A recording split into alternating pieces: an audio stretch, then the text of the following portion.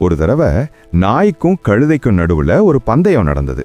அந்த பந்தயத்துல யார் முதலில் ஓடி இலக்கை அடைகிறார்களோ அவர்களே அரியணையில் அமர்ந்து ஆட்சி செய்வார்கள் என்பது ரூல்ஸ். நாய் மிகவும் மகிழ்ச்சியாக இருந்தது. என்னால் மிக வேகமாக ஓட முடியும், இதில் பந்தயம் வைப்பதற்கு என்ன இருக்கிறது, கழுதையை நான் எளிதாக தோற்கடித்து விடுவேன் என்று அது நினைத்தது. 2 பேரும் ஓட ஸ்டார்ட் பண்ணாங்க.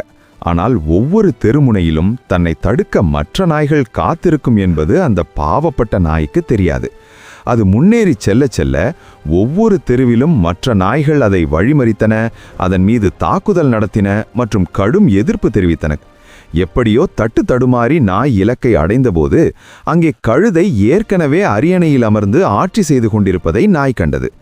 இந்த கதையின் நீதி, வாழ்க்கையில் நாம் முன்னேற முயற்சிக்கும் போதெல்லாம் நம்முடைய சமூகத்தைச் சேர்ந்தவர்களே பெரும்பாலும் நம் காலை பிடித்து இழுப்பார்கள். நம்முடைய சொந்த மக்களே நம்மை தடுக்கும் முதல் ஆட்களாக இருப்பார்கள் என்பதை ஃப்ரெண்ட்ஸுக்கு ஷேர் பண்ணிட்டு அப்படியே நம்ம சேனலை சப்ஸ்கிரைப் பண்ணிருங்க.